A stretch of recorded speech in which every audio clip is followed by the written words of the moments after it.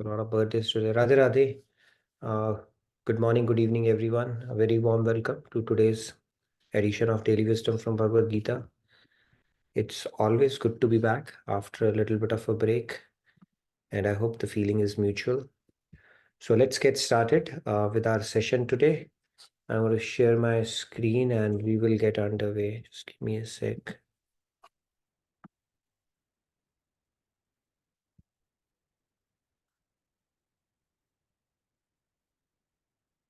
Just give me a sec. I'm just trying to fix something.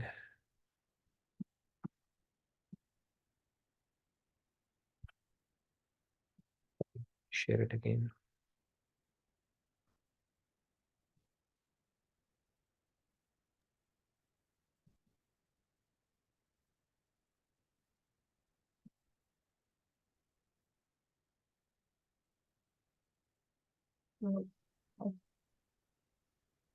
Sorry about that. I'm just trying to fix something. Sound. There we go. Okay, now it should be okay. Are you able to see my screen? Yes. Okay, great. So let's get started with our opening prayers like we always do. Gurur Brahma, Gurur Vishnu, Guru Devo Maheshwaraha, Guru Sakshat Parabrahma, Tasmai Shri Guruve Namaha. Vasudeva Sutam Devam Kamsachanuramardanam Devaki Paramanandam Krishnam Vande Jagat Gurum Krishnam Vande Jagat Gurum. All right, Radhe Radhe. Good morning, good evening, everyone. A very warm welcome to today's edition of Daily Wisdom from Bhagavad Gita. So today we will start with a new shloka, shloka 5.6. But like always, we will start with our soul soup segment. I think there's some readjustment again needed. So let's start with our soul soup segment for the day. Now we are talking about the success, happiness, and fulfillment series. So as part of that, we've been talking about problems, right? We started this discussion, can we avoid problems in life? And as we concluded, we can't avoid problems in life because problems are part and parcel of life. Then we said it's important for us to preempt problems, as opposed to getting zapped whenever a problem presents itself. It's just a matter of time before some problem will catch up with us. And prepare for problems. That's another proactive way of looking at the problems itself. Face the problem, right? When the problem comes, we don't have a choice but to face it. And when we are facing the problem, put the problem in its proper perspective. Sometimes we have a tendency of making a mountain out of a molehill. Given the situation that we are in, we think our problem is the biggest problem the world has to face. May not be the case. Things can get really worse. And then there are so many things for us to be grateful about, and just putting the problem in perspective helps as well. And then embrace the value of hardships. If we are going through a hard time, it may not be a bad thing to happen. Actually, hardships are an opportunity for us to evolve spiritually, and we can use it as a catalyst for internal or inner growth. That's the key concept. So moving on, we spoke about keeping an attitude of learning. So there's a saying, this saying is from, there's a saying, you don't drown by falling in water, you drown by staying there. And it is said by, does anybody know? Okay, said by Edwin Lewis Cole. He's a famous American preacher and author. It said that we drown by staying there. Now let's look at a story Interesting story to look at how we can use the adversities to our benefit, and how what kind of perspective we can acquire even when things are not going well for us. As they say, right, there's another saying which says when the going gets tough, the tough get going. So the story is of Steve Jobs. Okay, I'll give you a brief story of Steve Jobs, how his life panned out. Now he was born to an unwed immigrant woman. Okay, there's a book, and, I have his entire book, so but I'll give you a synopsis of that. So he was born to an unwed immigrant woman. Now before his birth, his mother put him up for adoption. Even before the birth, he was put up for adoption. And the condition that she placed to the foster to be parents was that they should be graduates. He's only going to put him for adoption with parents who are graduates themselves. And then finally, a couple was selected for adoption. Now, what happens? When Mr. Steve he emerged into the world, he happened to be a boy and not a girl that the parents had expected. So what happens after that is he was put up for adoption once again by his foster parents because they wanted a girl and he turned out to be a boy. So after 3 months, another couple was selected, but they were not graduates. Now his original mother, she had put in a condition that they need to be graduate, but this time these parents they were not graduates. However, the biological mother she agreed to give him to this couple, provided they gave this assurance that they are going to make him a graduate, which they agreed. Okay, this is how his life journey started.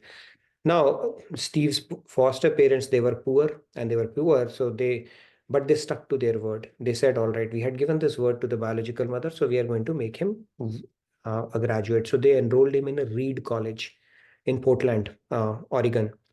And then it was a very expensive college, right? If you go to that, it's a pretty, I mean, education is quite expensive here in US, which is ironical because it's a developed country. So healthcare and education, which are meant to be two things which people should be able to afford just by virtue of being in a developed country, they are very expensive here. We know that. Now, he didn't want to waste his parents' money. So what he did was he dropped out of college after a few months. This is how this journey, just think about his journey, how it's unfolding. But then he started beginning in his friends, dorms, and he would even sell soda bottles and sell them for money. And in fact, in his autobiography, he's also written that because he wanted to save money, he would go to Hare Krishna temple near ISKCON temple for the meals as well. Okay, Steve Jobs, he used to go there. Now he realized that whatever happened for the best. He did not let that deter him. He said, okay, whatever is happening is that's fine. Now, because he was not obliged to fill the attendance of any particular class, he would go around, became a freelancer in any of the class. He will go and sit in any class. And then he enrolled for a calligraphy course in US. As a matter of fact, he enrolled for a calligraphy course, and that's where he learned the difference between serif and the sans serif fonts. As we see, the one fonts that we use right now, and at that time, that knowledge did not have a direct relevance to what he was doing. But later on, when he developed personal computer, he was able to implement those fonts. And as we know, it is said that Microsoft basically, I won't say stole, but plagiarized, or however you want to call that, they stole that concept and they unified this computer industry across the world. And all the beautiful fonts that we see, they all happened because of Mr. Steve Jobs taking those calligraphy classes, and now we all are able to use and enjoy these beautiful fonts, not only in our emails, but also in our presentations. Okay, this is how it works. So this incident of him dropping out of the college, it turned out to be a blessing in disguise. That's not the end of the story. Then he started making he started from his parents' garage and started making personal computers. And then it grew into a $4 billion empire, which is what we know as Apple today at that time. And then he was unceremoniously thrown out of his own company because he had gotten some venture capitalist and there was a clash of ideology and he was thrown out of his company. It was one of the most bitter and humiliating ouster of a person in public domain, and he was thrown out of the company. But guess what? It was a very public dismissal and very big humiliation for him. But he, after a few months, he realized that he liked doing the same thing. He always had that creativity, and now he thought he's freed up from the burden of running that big corporate. So he revived that enthusiasm. And what does he do? He established the next corporation and took over the Pixar Corporation from Lucas Corporation. That's what he did. And he was, he didn't have any red tape to deal with, and his entrepreneurial flair came to the fore again. And at that time, he used the backbone of the present Mac is the next, right? So the animation movies that he created by Pixar, it fetched a staggering 7.2 billion. That's what he ended up creating. And then it's not and then he was welcomed back to Apple as a CEO. So he said that was the best thing that happened, him getting fired from his own company. So each adversity that happened in his life, he was able to put it to good use, right? When he could not afford for money for education, he continued his study. When he continued his study, it may not have a direct relevance to his what he was doing right now, but then, as they say, no study ever goes waste. Eventually it ended up becoming a backbone for all the fonts that we see. And then when he created Next and Pixar, he came back to Apple as a CEO, and then that became a stepping stone for him for his second innings at Apple as well. So he let all those opportunities, adversities into opportunities, and blossomed in the face of it. Okay, so if you think about it, we all have adversities in our life. One way of looking at it is we get bogged down it, complain about it, and then blame it for our lack of success in life. Second is we utilize that opportunity for our internal growth, and we can really make something out of it, right? His famous Stanford speech, when he talks about it, it's there available on YouTube as well. It's a beautiful speech. He said, "We are already naked. We have nothing to lose, right? Why do you keep on postponing things that you want to do? And at the end of the day, it will not matter anything." And then all the opportunities or the adversities that came along in his life, he said, when I connect the dots back, it's like those were the biggest blessing in disguise in my lives. So anyways, hope that puts some perspective. We'll continue to build on this. Now let's move on to our shloka for the day. I have to go back because I think I did arrange the slide properly. So today we will start with 5.6. I'm going to recite the shloka and then you're welcome to follow along. Sannyasastु mahabaho dukkhamaptum yogatah yogayukto munirbrahma nachirenadi.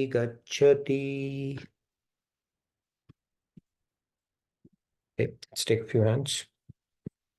Radhe Radhe Shyamji, please go ahead. Radhe Shyamji. Radhe Radhe.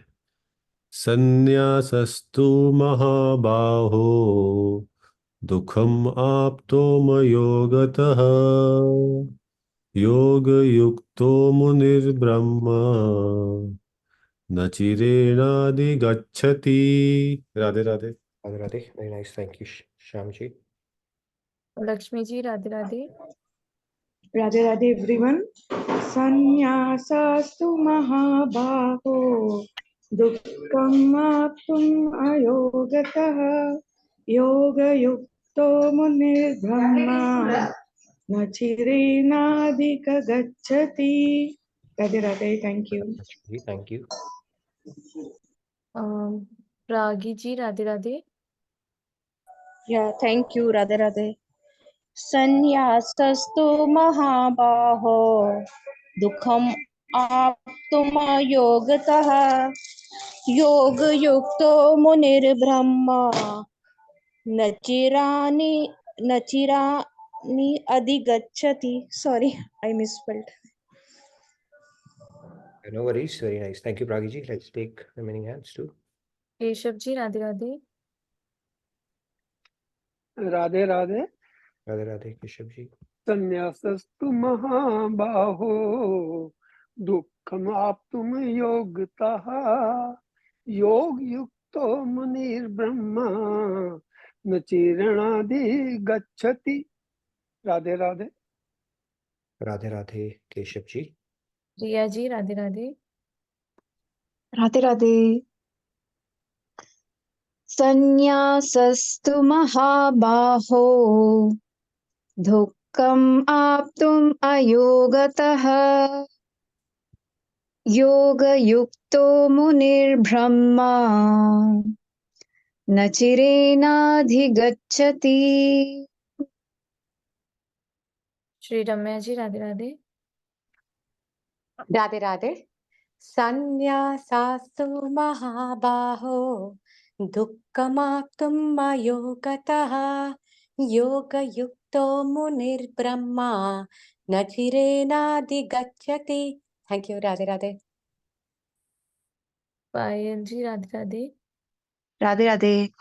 संन्यासतु महाबाहो दुःखमाप्तुं योगतः योगयुक्तो मुनिर्ब्रह्मा न चिरेणाधिगच्छति।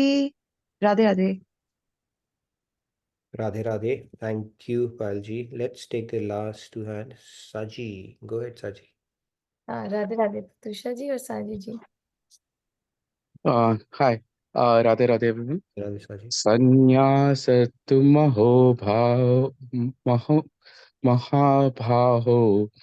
dukkham atmayogatah yoga yukto munir brahma nachirena chigachati. Sorry, I'm messing up it all over, but thank you so much. No worries, Saji, you get the best debut award today. Good going. All Thank right, you. last but not the least, Sandhya, go ahead. या संन्यासस्तु महाबाहो दुःखम् आप्तुम् अयोगतः योगयुक्तो मुनिर्ब्रह्मा न चिरेणाधिगच्छति। Very nice, thank you, Sandhya. So let's get started. This shloka, Lord Krishna is saying, perfect renunciation, which is Karam Sannyas, is difficult to attain without performing work in devotion, Karam Yoga.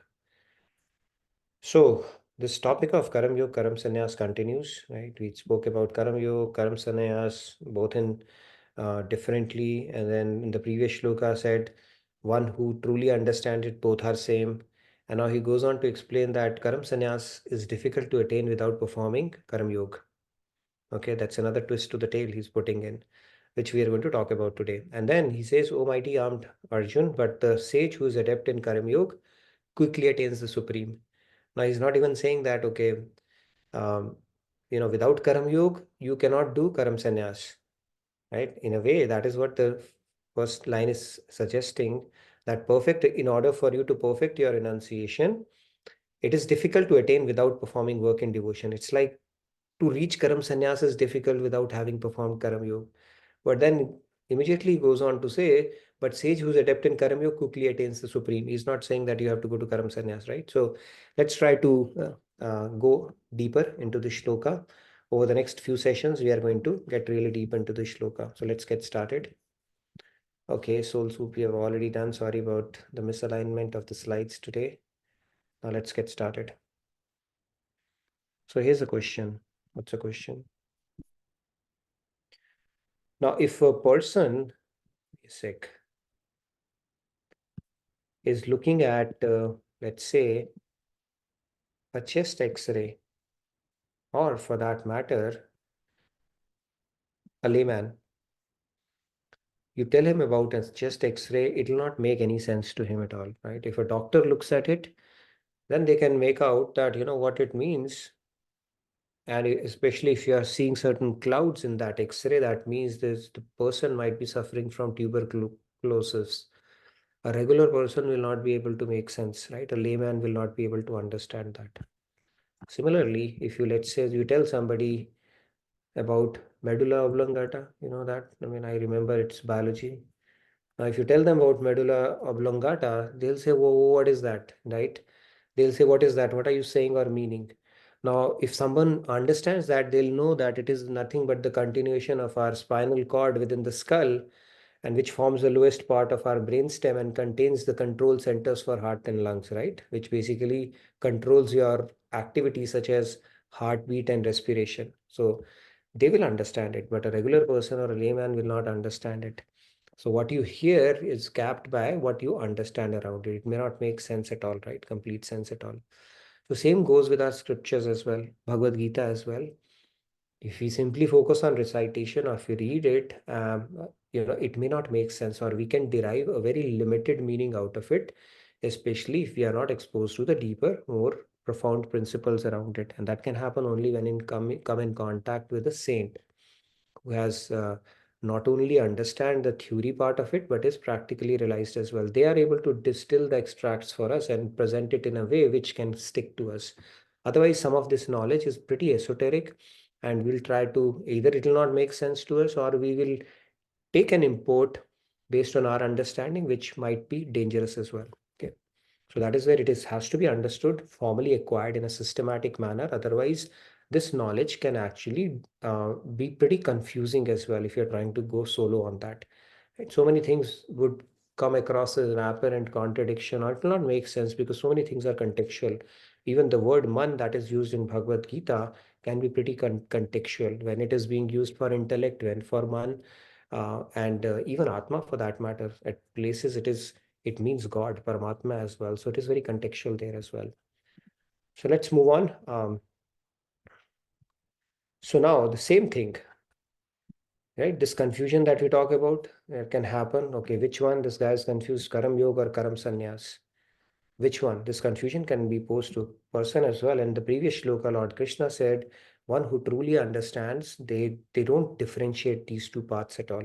They understand that both are same, right? Because in both, your object of the person for whom or the entity for whom you are working, for whose pleasure you are working, is God. So when that aspect is the same, both are same. It does not matter which path you choose at that point, right? In fact, in the previous chapter, Lord Krishna has we've spoken about this concept. It's not like you choose that path. Karam Yoga, everybody has an eligibility. Karam Sannyas, you cannot pick or choose for yourself. It can only be done under the expert guidance of a guru. But the point here is, it doesn't matter. Whichever path you are on, if you are doing it for the pleasure of God, if God is the focal point of your life, it really doesn't matter. Okay? Both are exactly the same. Same, and yet we'll talk about the gradation with regards to the path for both. Now let's talk about this. You have a production, and then you have a release. There's a release every Friday. Production and a release happens. Now this production and release is good, right? That the terminology that we are aware of, a Friday release happens, but then there is another production release happens, right? Those of you who are in IT industry, when bytes are in action, it can bite if these bytes are not properly arranged. You would understand that. And how it can bite is when it goes into production. Okay, what happens when your code bombs in production? What happens in that case? Did you hear what happened? Okay, it can happen. So this happened to me when I joined my first IT company. When I joined it, I was pulled out from my training to a project with a lot of hopes that this guy is going to rock the world. Okay, through the training directly into the project. And the very first project, I did something, okay, to the best of my ability and best of my intention, it bombed in production. And I was literally, you can't imagine the state that, my manager called me up and said, who told you to think of a career in this industry? And if it were somebody else, we would have paraded him here because we have never had this kind of an incident happen in production. And I was like, okay, I've got to be a little thick-skinned to survive here, but it can be very, very traumatic. Okay, so what happens is if you simply put in a code and take it to production and it bombs, there's a good possibility it can, right? Because when you do that, you are not able to anticipate all of those scenarios. And that is where there's a very important entity that comes in picture, which is called quality assurance, okay, which are called QA people. So they need to certify it, stamp it, and then only it goes into production. Otherwise, the code is not eligible to go into production. Without this assurance, things can fail. And this quality assurance, who provides it in our life? Now, you must be wondering, why am I talking about this production release and quality assurance aspect of it? I'll explain you through a story now. This code bombing that happened, now you can relate it to a story that we're going to talk about. So here is a sage, as you see, is pretty in a good pensive and a meditative state. So what he did was he practiced austerities for 12 years in the mountains of Garhwal. Not even 12 months, 12 years. Then what happens? Then he comes to Haridwar to participate in the holy fair called Kumbh Mela. It's the same Kumbh Mela where twins, they depart in the movie and they meet and they recognize each other through a tattoo or otherwise. So same Kumbh Mela, he went there, and in this Kumbh Mela, what happens is someone accidentally placed his shoe on the sadhu's barefoot. Okay.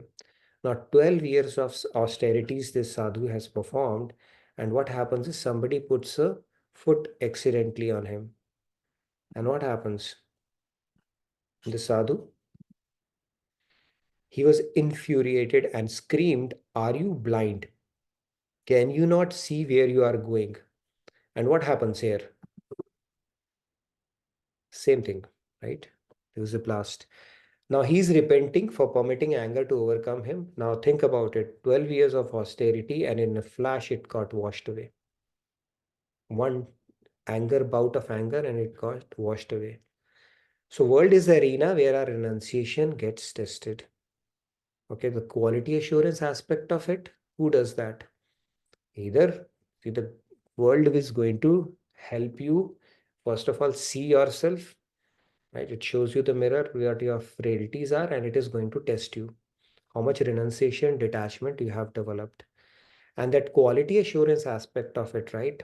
Actually, Guru performs that in our life, right? We talked about QA function in IT, that quality assurance aspect, and even the tests that you need to subject, the test cases that are created, like here the QA is creating the test case. Okay, this test case, this should pass, this test case, this is the destructive testing, this is white box, this is Guru is actually creating those tests for us.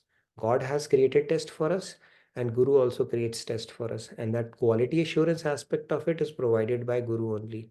How? Because Guru is going to say, now this soul is eligible. And God said, all right, I'll accept it now. So that final vetting has to be signed off by Guru, and then God says, okay, all mine. It's just like parents will prepare a girl, and then one day the guy will come and pick her up. So God will pick you up. The quality assurance aspect of is done by Guru. The key point here is you might be performing a lot of austerities in isolation, or you might be doing a scriptural study in isolation or in your vacuum and thinking you are progressing spiritually. But when you come to the real world, when the tests come in your life, and those are the ones when it is truly being tested, what your metal is. Like in case it happened in case of this sadhu, he failed that test, and it can happen. So mere renunciation, mere performance of austerities is not good enough, because unless it is tested, we won't even know whether we are truly progressing or regressing. There's a beautiful story of Shankaracharya ji. One of the guys, he comes and says, I want you to be your disciple. And Shankaracharya ji said that, you know what, you still have a defect of anger, and you need to work on that. And once you worked on it, then I will accept you. Okay. He didn't say that, but he knew that. So what happens is this guy comes, he wants to be his disciple, and Shankaracharya instructs women who used to broom and sweep there to put the dust on him. So she puts the dust on him, and immediately he snaps and gets angry at it. Can't you see? So Shankaracharya says, go back, you have that defect. So he goes back and then does his meditation and sadhana and austerities and renunciation, whatever he was doing, comes back again. Next time, he instructs her to throw it again. She throws again, but this time he does not retort. Okay, he's calm and tranquil. But then something twitched in his heart. He felt angry from within. So Shankaracharya ji said, you still have that defect. Go back again. Third time again he comes, and this time again she puts on the instruction of Shankaracharya. This time he's completely calm, not only from outside but from inside as well. And in fact, offers his pranam to her, saying, you are my first guru. You have taught me this lesson. So the point here is that mere renunciation is not good enough, because we might even lose touch with our reality. In fact, even in book The Journey Back Home, when Radhanath Swami, I think he was also in forests or doing meditation, stuff like that, and he spent a considerable amount of time in Himalayas. When he came back, he said, I observed my mind judging people. When he came to Goa, I think he saw people around, and he said, I observed my mind judging people. And then he had to scold his own mind. So their defects, have they truly been tackled or not, we will not come to know unless they are being tested. So it's like you're trying to roll out something into production without having truly tested it. And Karam Yoga is the one that will enable you to not only test it, but pass it as well. So that gating is provided by Karam Yoga, because if you perfect that spirit, which we're going to continue to discuss, then we will continue to progress. So now, like living in a cave in Himalayas, a yogi may feel that he has renounced, but the test of that renunciation comes when he returns to the city. So no skipping ahead. Okay, this is the title. Now let's look at it. Here is little Johnny. Now little Johnny wants, okay, he's happy here as well, but then he wants something else as well. He wants to wear a graduate hat. So the point here is, can you in elementary gain an eligibility to wear a graduate hat? You cannot. So the point here is, you might be at an elementary level where you are studying ABC. For you to get to that graduate level, you have to go through middle school, high school, and you have to go through the rigors of probably doing an undergraduate and other studies as well. Only when you have gone through that rigor do you gain an eligibility to become a graduate.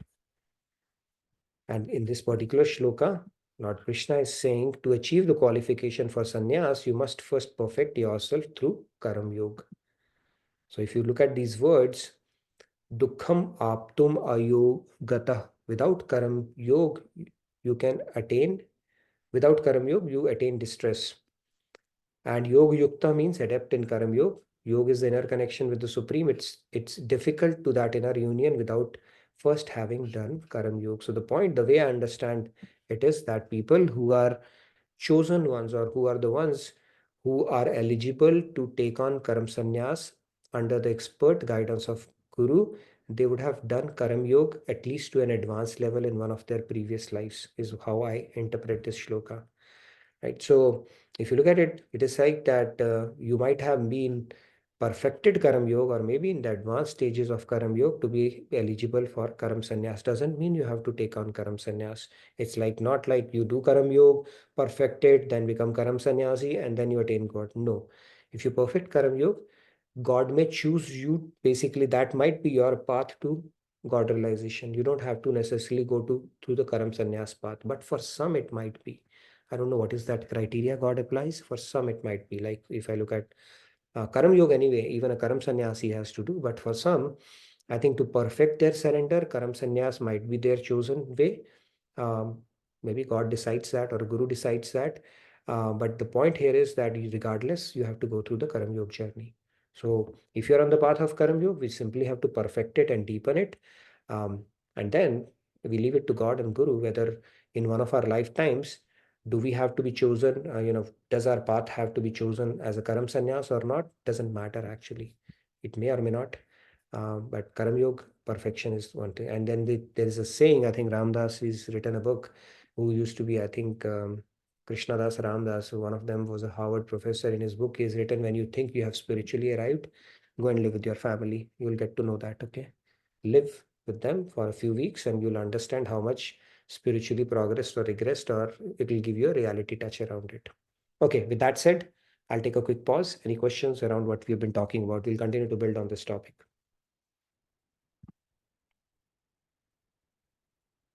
Any questions? I hope it's not confusing that, yes, Komalji, go ahead. Thank you for raising your hand first, by the way. Radhe Radhe everyone.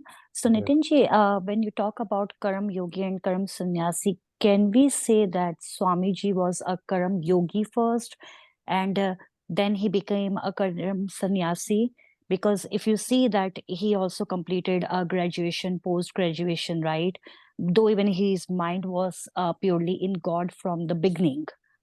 So is that I'm not sure if that can be an example of Karam Yogi and Karam Sannyasi, both.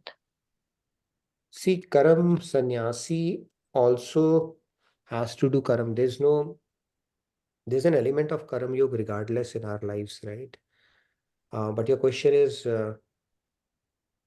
that Swamiji, he would have perfected his Karam Yoga in one of his previous lives, is what you asked? That's why. Yes. And I'm also talking about this life, because if anybody who's like going through the regular stuffs, like you're talking about doing the education, being to corporate, then chose to take that Karam Sannyasi path, right? So they actually gone through a Karam Yogi, then Karam Sannyasi. You should have learned the lessons through Karam Yoga. Karam Yoga is a way for you to develop the required vairagya or detachment from the world. Because what is Karam Yoga? You inculcate the spirit of doing every action for the pleasure of God. Right? Yeah. Right now, every action that we do is for our own pleasure, for the pleasure of our senses, or the pleasure of our body or our mind, right? Or something related to ourselves. So it's driven by our selfish interest. So Karam Yoga, when we would have perfected Karam Yoga, then that selfishness would have eroded to a larger extent, right? So when that selfishness is eroded to a larger extent, then Vairagya would automatically come. You would not even have to work hard to develop detachment from the world. It would have come because you do everything for the pleasure of God, right? And then it may be that you may be reborn as a Karam Sannyasi, right? Not as a Karam Sannyasi, but your chosen path might become that of a Karam Sannyas. Like when you grow up, like possibly Swamiji, I can only speculate. When I speak to him, he was telling that he was not like a regular child also. Right? At the class of 7th and 8th, he used to practice meditation, Hatha Yoga and stuff like that. And all the yogas that our Bhagavad Gita scriptures talk about. And then he said that he never felt that attraction or that attachment that typically kids have towards their mother or family. He never felt that. So might be there's a lot of Sanchit karma that he had acquired from his previous lives, which made him the way he was. And then when finally he came in contact with Maharajji, um, it was a chosen path for him, Karam Sannyas for him, right? So there's a possibility, but then that means it doesn't happen overnight, right? So he might have worked on it in one of his previous lifetime, and by God's grace, that came to the fore pretty early on in this life. So, but the point here is the way I understand the shloka, or from Swamiji's commentary, is that Karam Yoga is a stepping stone for you to even graduate to Karam Sannyas, but that doesn't mean you have to graduate to Karam Sannyas. So Karam Yoga itself, you can God realization. Okay, thank you so much. Radhe Radhe. Yeah, Radhe Radhe. So this another question. Is it possible that through Karma Yoga, someone has already realized God, but still they take up Karma Sannyas as a part of Agya from God for serving the souls? Possibly that could happen as well, right? I mean, all permutation combinations are possible. Somebody might have started with Karam Yoga, but within this life itself, they might have taken up Karam Sannyas, right? Under the guidance of Guru, and either as a God realized Jivan Mukt spirit, or maybe as a work in progress spirit to perfect the surrender, right? The way I understand it is that means even though you're a Karam Yogi, there is still an element. If you have to go to Karam Sannyas, that means even Karam Sannyasi is working. There's still an element of surrender that needs to be perfected. That is why they have to go through that, right? It doesn't mean that somebody who has become a Karam Sannyasi is already become God realized. No, nowhere it is seen. So Karam Sannyasi and Karam Yogi both are working towards perfecting their surrender. Now, what is that threshold based on which God says, okay, now no more Karam Yoga, now you can be a Karam Sannyasi? I don't know, right? Because it's not for everybody. But the point is, even a Karam Sannyasi is working to perfect their surrender. And for them, some, it could be the chosen path in one of their lifetimes. For some, it may not be. And another thing, I mean, I think I've mentioned this earlier, but the way I understand it is like the bigger circle, like a Venn diagram. Bigger circle is Karma Yoga, and within that, a smaller circle is Karma Sannyas, like more niche, more specific. But everybody has to go through the Karma Yoga route. Karam Yoga, nobody can escape. Karam Sannyas, some may get an opportunity, but it's not mandatory. Let me put it that way. right? Everybody has to go through Karam Yoga to perfect their surrender. Some out of them may be chosen for Karam Sannyas, but then it's not a prerequisite for God realization, Or, if I yeah. were to articulate it completely. Yeah. And there is this question that has, I think, come earlier as well. So Kumarji's deja vu is right. Do we know of any Karm yogi who has realized God? So, uh, see, if you go to the district magistrate or the local courts, right, there will be people who would put all the big degrees, MA, LLB, ICB, this, that, all that stuff they'll put, right? It's very, very interesting. Some of the degrees when you read, it's almost like an essay. But for a God realized saint, unfortunately, they don't flash any degrees that, okay, Karam Yogi, Nitya Siddh, Nitya Badh, or Sadhan Siddh, or, you know, attained God through grace or Golok return, nothing of that sort they put it. These are the things that need to be guessed. Nobody would tell that. It's very difficult to know that. You know, As for all you know, you might have been interacting with somebody, or you might have seen that. Even for that matter, we have even seen God, right? Who's truly Golok Nivasi, not even Golok return. But it's not easy to know that, right?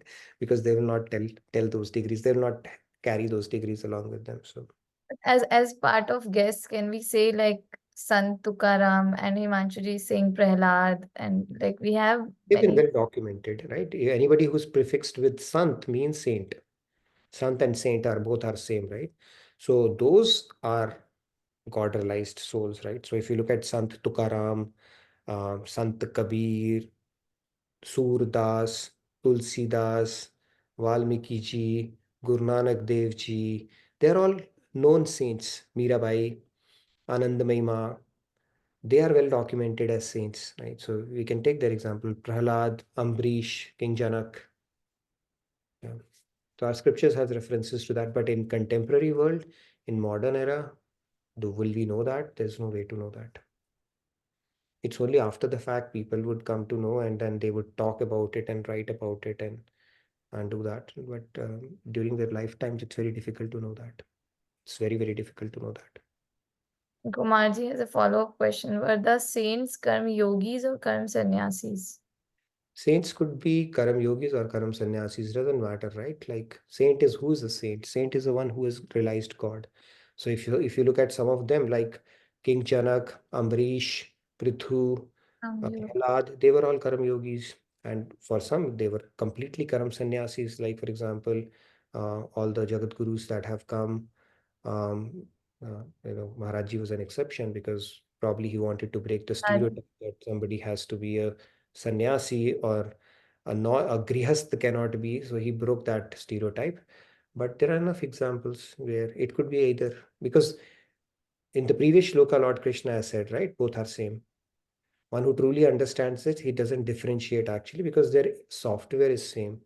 Both are working for the pleasure of God. The externals don't matter. They might be doing a duty of a king or a president or a prime minister, but inwardly, if they are doing it for the pleasure of God, then there's no difference between them or a Karam Sannyasi at that point. And just one more comment from Samiranji. Not doing anything, one cannot be said as a sannyasi. Sachin Tendulkar played for so many years, and only after that he retired from his service. So, Like basically, sannyasi is not someone who doesn't do anything. It's not a I mean, it's not no karma. right. So, Bhagavad Gita says that nobody can remain without doing any karma, even not even for a second. Right? Nahi kaschit kshanamapi jatu tishtati karma krit. I think in second chapter, it says not even for a second anybody can be without any karma. So even thinking is a karma for that matter. But yes, action in action, in action, in action, we had spoken about it, right? So you might be performing a lot of actions externally, but internally, what is your attitude towards that determines whether it is a karam yoga or not. Is it a karam yoga or a karam bhog? Karam bhog is a binding karma and karam yoga is a liberating karma. Yes, Okay. Himanshu? Tusha ji also, okay. Yeah. Yes, Prithvi. Yeah. Anyone? Pratusha ji, thanks for waiting. Radhe Radhe. Radhe Pratusha. Radhe Radhe, Sandhya Radhe Radhe, sir, and everyone. Actually, it's like what I have been thinking, just the way that sir said also, that when you are, suppose you are a materialist, you are doing all of this, you came across this, or you have been practicing some of the, karma, yoga aspect in your previous lifetime, and then it is like you are being selfless, you're working for God, you're not working for yourself. Then that keeps increasing, and then you will think that, why to just, you're already there, already you're always thinking about God, and then you will say, why not I extend it towards other people outside, and when you reach that level, then probably in this life itself where you're perfecting, or in the next life where you're completely detached from material, you might take the karma sannyas route, because you think that what you have in you can be beneficial for everyone else, and you might not be interested in the mundane things, because grihasthas can also be a sannyasi if they are have that mindset. Even in the household work, they are working for God.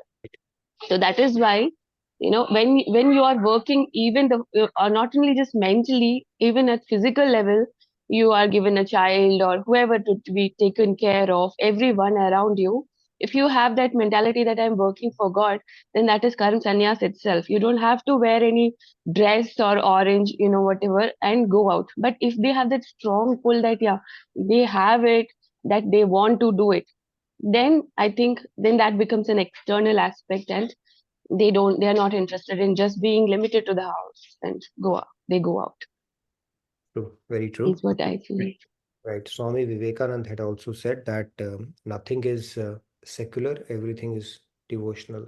So really depends on the attitude that you bring towards the act that you are performing. That would determine if it is a karam sannyas, karam yoga, or a simple mundane act. Very true. Thank Yeah, you. the grahastha himself in the house can be a karma sannyas and karma. So in that aspect, they're saying. So, Very true. So it's thank the you so externals don't matter. It's the inner state of mind that matters around that much. particular. Great, Patisha. Thanks for reiterating that. Yes, Thank you, Himanshu. sir. Yes, Radhe Radhe, Himanshu ji. And please fill out the feedback tracker if you have any questions related to this topic. Karam Yoga, Karam Sannyas, we have been really talking a lot of aspects about it, which we'll continue to build on. So please fill out the feedback tracker. And if you have any questions, we'll definitely bring those to the session. And Patusha, we need to speak about a few things. So I've seen your questions. So we'll definitely have an offline conversation and bring some parts of it in our session as well. Yes, Himanshu, go ahead. I'm not sure if my video is good. I We think. can, yeah, go ahead, but we can hear you. Yeah. So I was just saying that, as you said, I think ultimate thing is the guru knows, and as Patyusha ji also explained that Swamiji always says, right, that he was asked by, like, he had an agya from Maharaj ji to do seva, right? So Swamiji always says that तुमको इतना स्वार्थी नहीं होना है, ऐसे महाराज जी ने बोला था उन्हें. So, if from so many lifetimes, if you have tendencies where you have already developed that kind of detachment, then only the guru can actually understand if this soul can go towards karma sannyas. And I think more important thing than that is the test that happens. As you said, the internal should be in the correct way. So as you said, the Ambrish, King Ambrish, if we see that story from Durvasa, so Durvasa came to create a trouble at Ambrish's place, right? Because he had a fast and he had to break the fast on time. So when Durvasaji went to take a bath, Ambrish was waiting for Durvasaji to break his fast on time. But then he was waiting, and then he was in a thinking that what should I do now? So he consulted the scholars and they said that you can actually have water, because then in that way you will also break your fast and you will not eat anything. The moment he did that, Durvasa ji got to know, and then he came furiously, and then he created a kritya to kill Kambrish. But then Lord Krishna actually sent his Sudarshan Chakra before, after Durvasa, and then Durvasa ji had to go here and there to Brahma ji, to Shiva, to Lord Shiv, ultimately had to come again back to Ambrish to apologize. So what I'm trying to say is that was a test for King Ambrish by Durvasa ji, because Durvasa ji was a supreme devotee. He used to always do this in his leelas with God to serve God. So I think ultimately it is important that even if you are a karma yogi, you know everything internally, but the test is important. Once that test happens, then till that time we have to reach that state that we will pass that test. Right. Very true.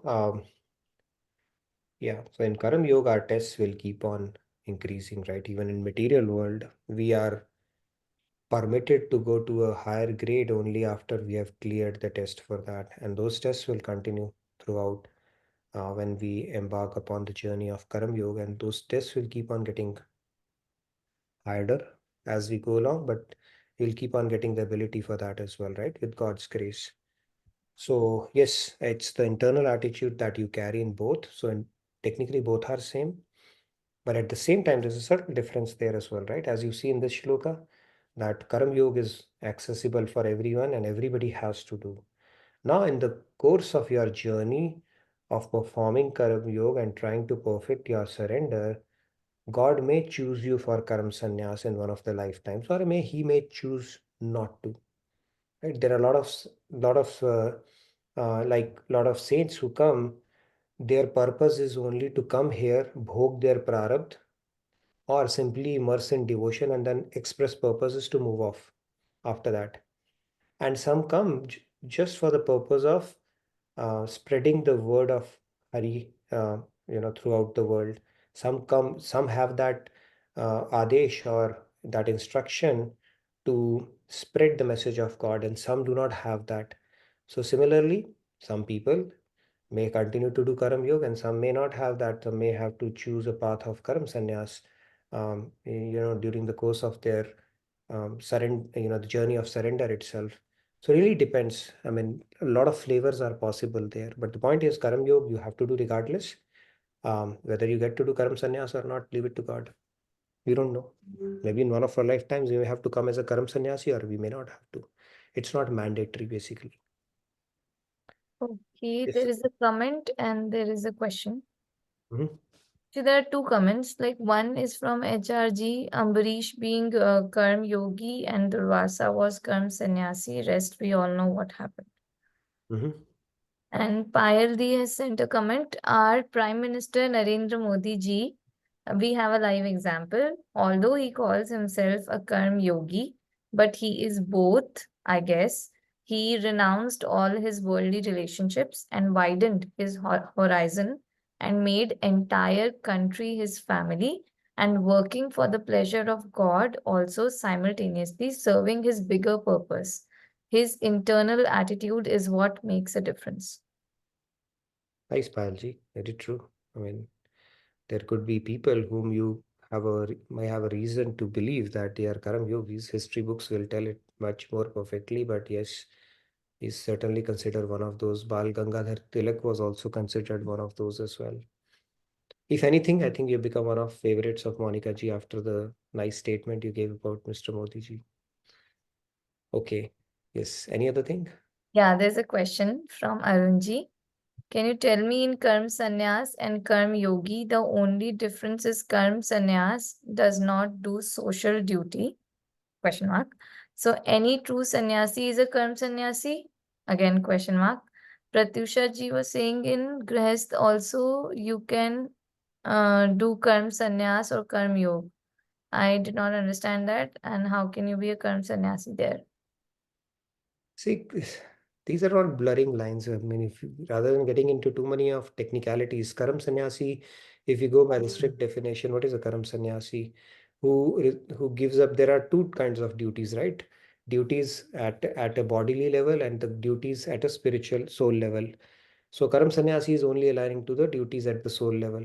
Okay, he rejects the duty at the body level, which is typically a Varnashram Dharam.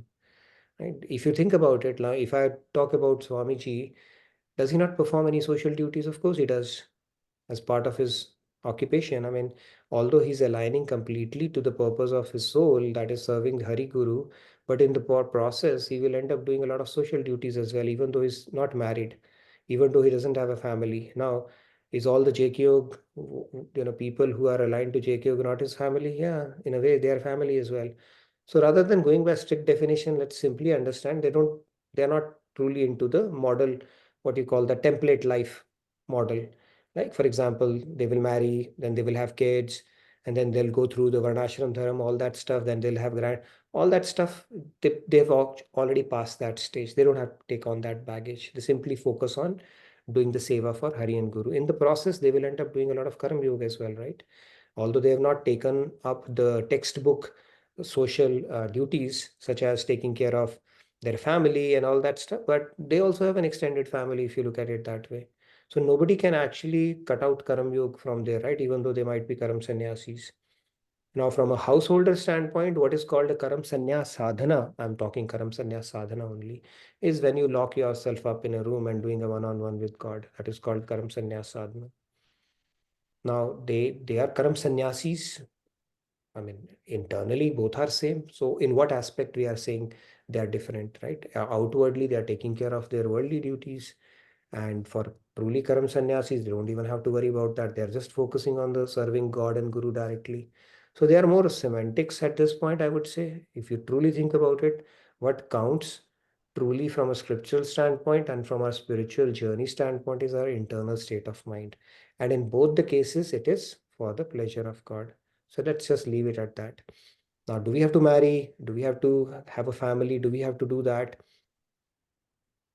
Maybe or maybe not. I mean, you follow your trajectory path of it. You focus on working on your consciousness. Even if you are in that stage, that's fine. But as long as you are discharging your duties as a matter of duty without any attachment and for the pleasure of God, you're still there. So it doesn't matter actually, right? In that sense. But for some, the order of life might be completely different, right? Swamiji never got into that stage where he has to, first go through that cycle of marriage and then, all that stuff, and then finally take a renunciation and as part of his Varnashram Dharam. No, he didn't have to. But that is a very that kind of a life is chosen for a very selected few people, is essentially what the message is, not for everyone. But then So, having said that, yeah, go ahead. no, you were saying, I just wanted to follow up, but you can continue first. Yeah, but that doesn't mean that for others, everybody else has to marry, if that was the question. Okay. So it's basically at end of the day, you have to think about what is the goal of your life and how best, what increases the odds of achieving that goal.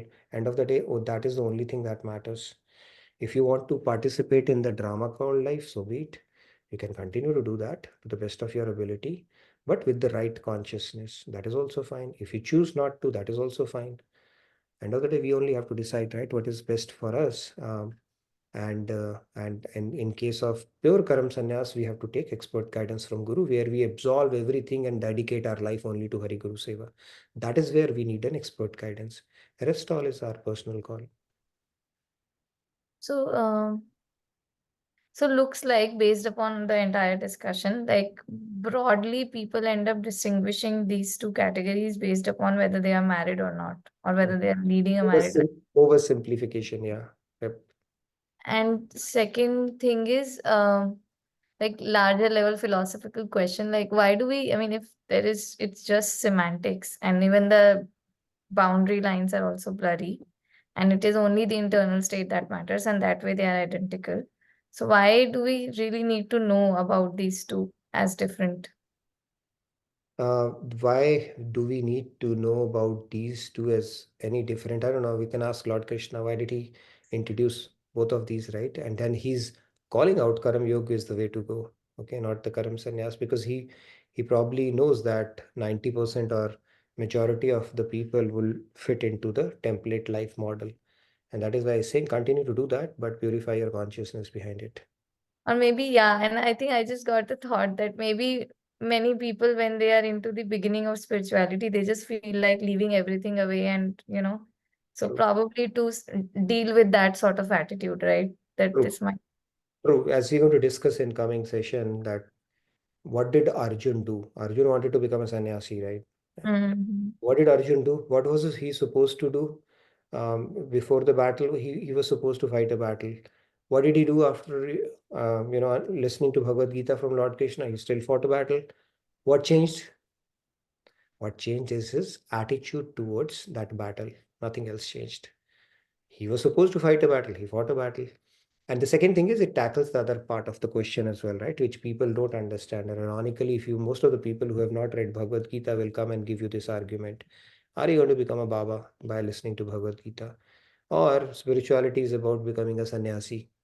It's just the opposite. It's a call to action. It's not a call to inaction or becoming a sannyasi. So if you look at it, the Lord Krishna is saying Karam Yoga is the way to go, not Karam Sannyas. It's better to work in accordance with your true nature, which you have endowed with based on your past sanskars by God Himself, and purify your intention behind it, as opposed to trying to do something which is completely off the charts, right?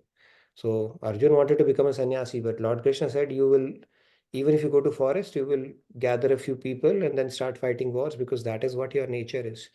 Better you go as per your nature, but purify your intent behind it or the consciousness or behind it. That is the way to go, and that is essentially what Karam Yoga is. And current sannyasi is also not equal to inaction, but it's just different kind of action, right? So that's It's not inaction at all, right?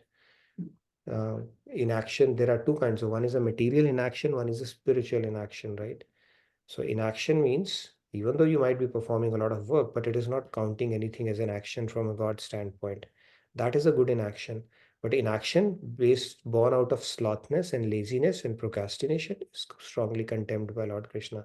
So it depends on how we are construing inaction here. Yeah. Yes, okay. Kumarji.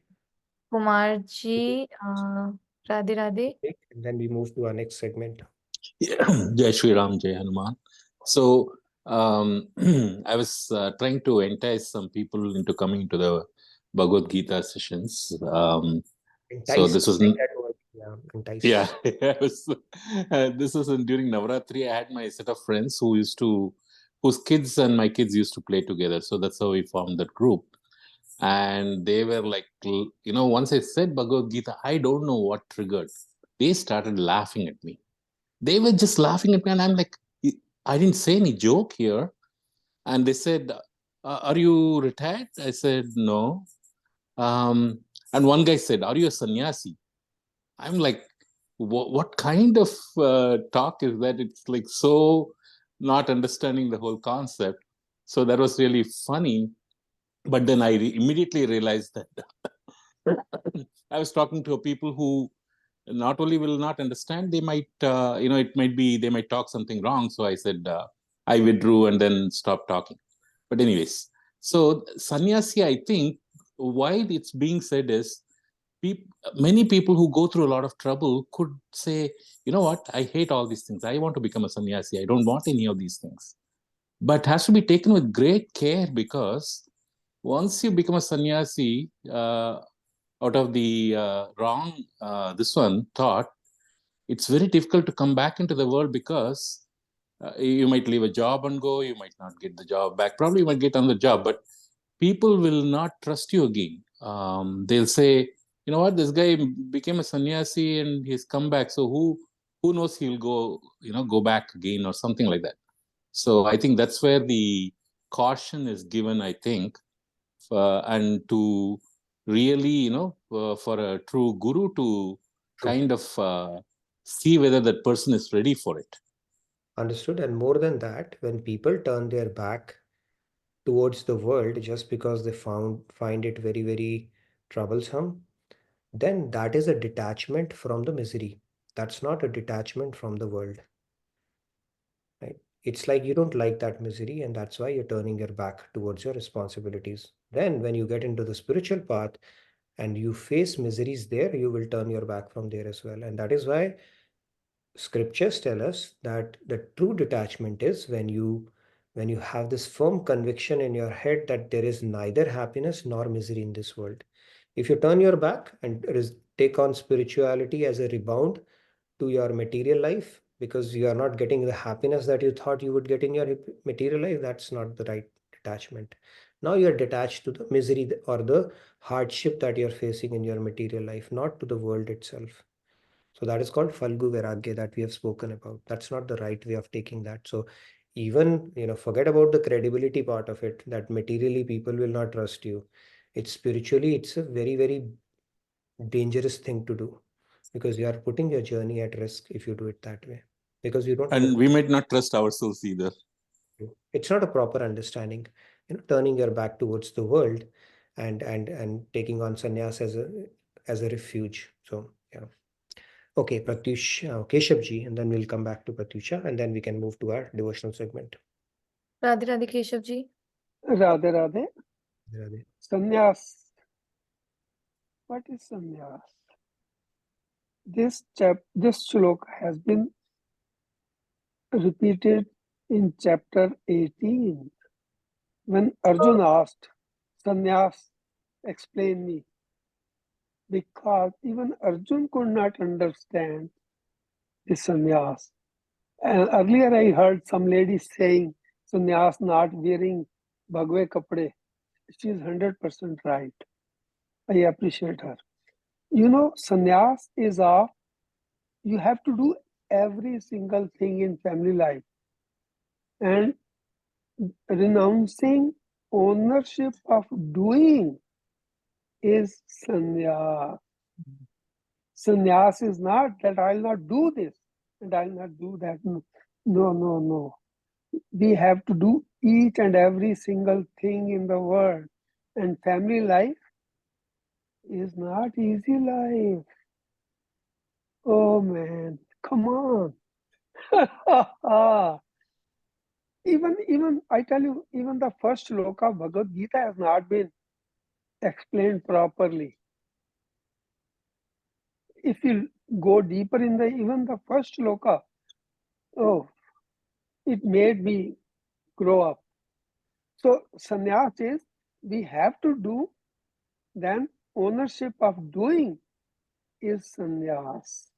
Radhe Radhe. Time nahi lunga zyada. Thank you. Radhe Radhe. Radhe Radhe. Thank you very much. I like the way you said family life is not easy. Very true. So that's why I said, if you think you have arrived spiritually, go and live with your family. So it will become a big boss house very soon. So very nice. Thank you, Keshavji, and for your insights, like always. And also with detachment, it says it's not like detachment is not about not owning things, but then nothing should own you. Right? More than owning things, the things start owning you. That is where the problem starts happening. So that is where the true detachment comes. Great. So I know we have spent a little bit over time. Typically, we wrap up our philosophical discussion by 10 Central. We are at 10:08. So I think it's a good time, a good segue to move to our devotional segment. If you have questions, I think our feedback tracker has already been posted. So please fill it out and we'll continue with our discussion tomorrow. By the way, tomorrow we have a participant presentation as well, uh, where somebody is going to talk about their spiritual journey, how it unfolded, and how it has been going for them. So I'm looking forward to that presentation. Am I allowed to speak the name of that person? Took that earlier, Monica, right? Already did that. Okay, I've already spilled the beans. It's going to be our Monica ji. So that should hopefully encourage other people, other captains also to come forward and talk about it. Okay, now we are going to put our Seva teams back into action through this presentation. So yes, Monica ji, all yours tomorrow. I look forward to your presentation. So I would encourage all of you to come because I may have some personal anecdotes around how her journey has uh, unfolded. So yes, go ahead, Monica ji. You wanted to say something before we move to our Radhe devotion? Radhe. Nitinji, so yes, I'm also looking forward to share my spiritual journey. But I'll be talking about this, no presentation, huh? So because I haven't prepared anything. You said that earlier as well. You're a natural, so you don't need one. So that's fine. You can talk through that. Okay. Radhe Radhe. And you'll talk slowly, I know that, so we'll be fine. I'll try. No worries. And Okay. Monica dear also sent this message, Chai doesn't own us, so we are detached. Awesome. Very nice. Okay. So shall we move to our devotional segment then? Yes. Can you, okay, these lines I think we haven't done, but so we can start with this. Sure. I think we did it last time, but we can do it Oh, we again. did it, and then next one. That's what I was not sure. So this one, then we can go in. Okay. Is it me? Sure. Let's see, 2 hands, 3 hands, 4 4 hands, hands. 4 plus 1, 5 hands, Okay. hands, half a dozen. Go ahead. सुमिरन कर दे मना छिन छिन राधा रमना सुमिरन कर दे मना छिन छिन राधा रमना दिव्य इंद्रियों से ही मना मिले तेरा दिव्य सजना प्रेम है ना साध्य मना मिले प्रेम कृपा सजना सुमिरन सुमिरन सुमिरन कर ले मना छिन छिन Radha Ramna. Yeah. Okay. Thank you, Sandhya, for starting with the melodious singing. Let's move on. Quite a few hands. Okay. Payal di, Radhe Radhe. Please, Pal. Go ahead, please, Pal. Radhe Radhe Okay. सुमिरन कर ले मना छिन छिन राधा रमणा दिव्य इंद्रियों से ही मना मिले तेरा दिव्य सजना प्रेम है ना साध्य मना मिले प्रेम कृपा सजना सुमिरन सुमिरन सुमिरन कर ले मना छिन छिन Radha Ramana. Thank you, Radhe Radhe. Please, Payal ji, it's the first time you sang this bhajan, and that was pretty nice. So, thank you. Thank you so much. Thank you for the opportunity. Radhe Radhe. Radhe Radhe, thank you. Yes, who's next? Meenu ji, Radhe Radhe. Ji, Radhe Radhe. Radhe Radhe सुमिरन कर ले मना चिन चिन राधा रमना दिव्य इंद्रियों से ही मना मिले तेरा दिव्य सजना प्रेम है ना साध्य मना मिले प्रेम कृपा सजना सुमिरन कर ले मना छिन छिन Radha Ramna. Thank you. Shyam ji, Radhe Radhe. Nice, Meenu ji. Thank you. Shyam Yeah. ji. Radhe Radhe सुमिरन कर ले मना छिन छिन राधा रमना सुमिरन कर ले मना छिन छिन राधा रमना दिव्य इंद्रियों से ही मना मिले तेरा दिव्य सजना प्रेम है ना साध्य मना मिले प्रेम कृपा सजना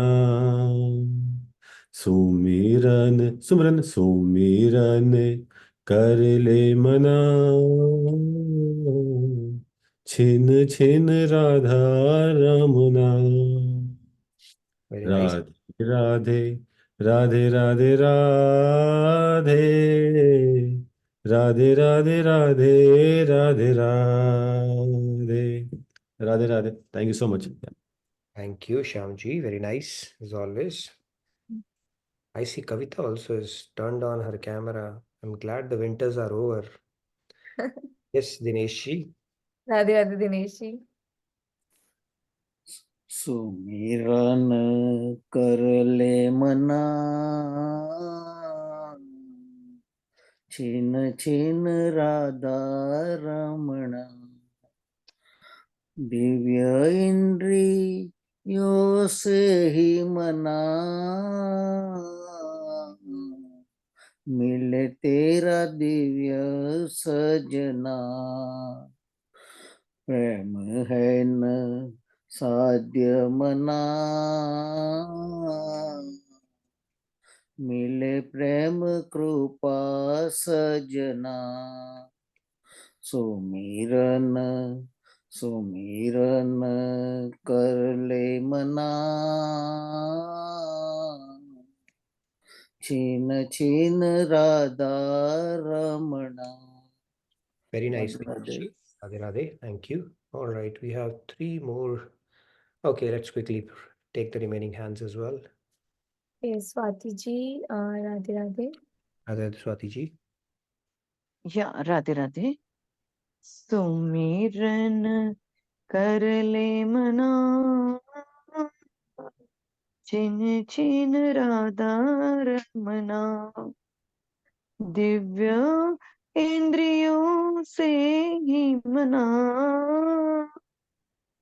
मिले तेरा दिव्य सजना प्रेम है ना साध्य मना मिले प्रेम कृपा सजना सुमिरन कर ले मना छिन छिन Radha Ramna. Thank you, Radhe Radhe. Thank you, Swati ji. Okay, three more hands. Please go ahead. Lakshmi ji. Radhe Radhe. Radhe Radhe everyone. सुमिरन कर ले मना छिन छिन राधा रमना दिव्य इंद्रियों से ही मना मिले तेरा दिव्य सजना प्रेम है ना साध्य मना मिले प्रेम कृपा सजना सुमिरन कर ले मना छिन छिन Radha Ramna. Thank you, Lakshmi ji. Very nice. Oh, Priya yes. ji. Priya ji, go ahead. Priya ji. Radhe Radhe. Radhe Radhe सुमिरन कर ले मना छिन छिन राधा रमना सुमिरन कर ले मना छिन छिन राधा रमना दिव्य इंद्रियों से ही मना मिले तेरा दिव्य सजना प्रेम है ना साध्य मना मिले प्रेम कृपा सजना सुमिरन सुमिरन सुमिरन कर ले मना छिन छिन Radha Ramana. Very nice, Radhe Priya. Radhe Radhe Radhe. Thank you. Let's move on. Thur ji. Radhe Radhe. Radhe Radhe Sandhya ji Nitin ji and everyone. Radhe Radhe, Vinay. सुमिरन कर ले मना छिन छिन राधा रमना दिव्य इंद्रियों से ही मना मिले तेरा दिव्य सजना, प्रेम है न साध्य मना, मिले प्रेम कृपा सजना, सुमिरन कर ले मना, छिन छिन Radha Ramana. Radhe Radhe. Thank you. Radhe Radhe, very nice, Mrinal ji. So, okay, maybe I can go next. Can I? Okay. So yeah, this beautiful verse, it talks about that divine beloved will be attained only through divine senses. So we have material senses, but then we get an upgrade, is how I understand it is. Okay, it's like you get an upgrade from a flip phone to a smartphone. Similarly, we get an upgrade in our senses as well through God's grace, like it is spoken about in the second line. We get an upgrade, and then we can perceive God's form, as well as experiences divine love as well. I think Arjun was also given divine chakshu to see God's cosmic form, and we need a divine antakaran to be able to absorb divine love. So I can recite probably, and then we can wrap up our session. सुमिरन कर ले मना, छिन छिन राधा रमना, दिव्य इंद्रियों से ही मना, मिले तेरा दिव्य सजना, प्रेम है ना साध्य मना, मिले प्रेम कृपा सजना, सुमिरन सुमिरन सुमिरन कर ले मना, छिन छिन Radha Ramna. All right, so with that, we come to the end of today's session. We'll continue on this discussion tomorrow about Karam Yoga, Karam Sannyas, and all the related concepts related to this topic. So again, thank you everybody for your enthusiastic participation, great engagement, and especially to the ones who are able to turn on their videos. So thank you again. Wishing you a very happy remaining rest of your day and rest of your evening, and I look forward to seeing you tomorrow. And good to see you, Chiki. Right. Thank you, everybody, for your engaging participation. See you all tomorrow. Radhe Radhe. See you all tomorrow. Radhe Radhe. Good night. Good day. Bye.